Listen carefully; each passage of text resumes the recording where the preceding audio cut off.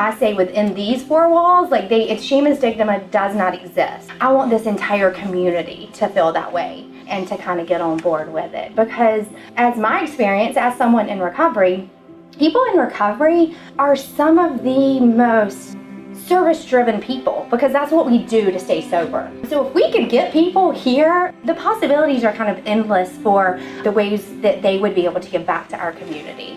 So that is my hope and my dream.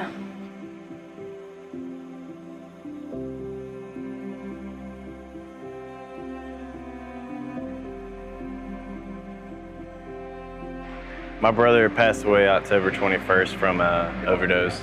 And you don't really think much of it until it hits home with you. If that were my brother or my sister or my spouse or my child, to what length would I go to try to find a solution?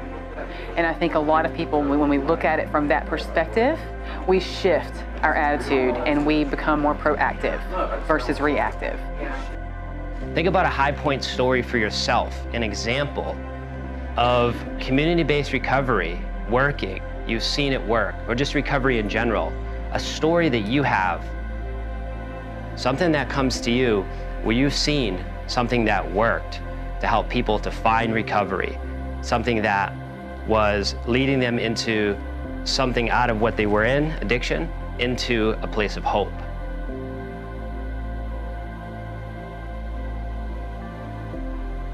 A story that Larry shared touched me. It was about patience and persistence.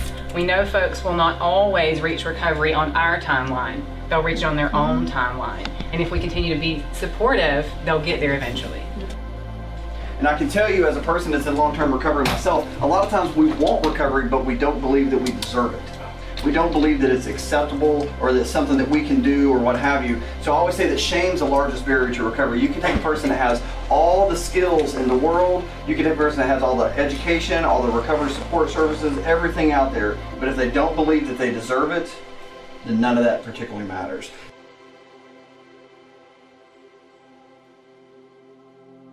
But also through encouragement and love, giving them a sense of hope and a sense of a desire to want to be different, to want to be healed. Because this not only affects you individually, it affects your family. It's almost like an overflowing that ultimately affects the community. And if we want the community to be changed, we got to work together. We see that developing trust is extremely important. Developing community is extremely important. Guys, this is one of the reasons that a place like Will's Place is so incredibly important in our community, because we have a brick and mortar where people can go. I think it's amazing that this meeting happened on the 1-year anniversary of Will's Place. That's synchronicity. There's not random chance that would happen. Oh, we can make this a place that people hear about. Like, you want to stay sober? Come to Stanly County. We're going to get you a job. We're going to get you involved in the community. We're going to accept you. You're going to be welcome here. We formulated a plan to break down barriers for folks seeking sobriety. And that's very important to me. It gives light for folks that don't know that there's resources out there. It gives them a systematic thing to help.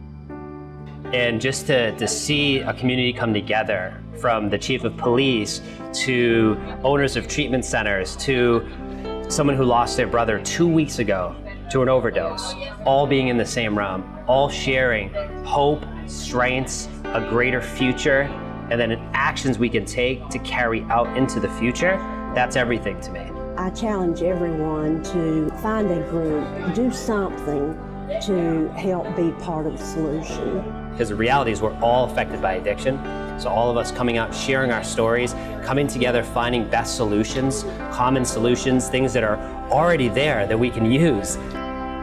You'll be able to see kind of the work that started now, because up until now, people haven't been really open in talking about it and out there and treating addiction as a disease. It's not a moral failing. And so kind of to see that shift is really exciting, that I'm glad to be part of.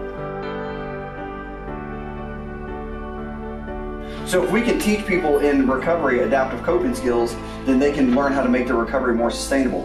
Hey y'all, my name's Delton. I'm living proof of this. I'm about to pick up 23 years of sobriety, and I'm able to do that because I've learned adaptive coping skills that have made my sobriety sustainable. Taking people from addiction to being productive, contributing members of society. That's our goal. Getting people off drugs is a very small part of this project. And I see people that we've met today in this event, families that have lost people that are important to them. And I think it touches me in that way and initiates a desire to want to find a solution. Take a moment to reflect on the day. Whatever idea you had energy behind that you heard here today or that was your own, what is some action steps you're going to take, one or two, that you're going to see through, that you're going to move forward? The key to success is found in our daily routine. We often think that we've got to change big, huge, massive things, and the truth is, yeah, those things do have to change at some point. But we change those big, massive things by starting small and starting now. I think Will's place at this point is a symbol of hope. So I'm happy to know that we started with very few people, and look how it's grown. It's like tripled. And then hearing the new things come to the county, then hearing Chief of the Albemarle saying he wants to really help follow up on these folks that's overdosed. Where was this? You know what I mean? It's the progression's amazing. And it's moments make movements. And this was a moment, and this is a moment, and it was designed in a way to get the best out of everyone, and everyone is truly important. It's the collective voice is where we will have a common solution.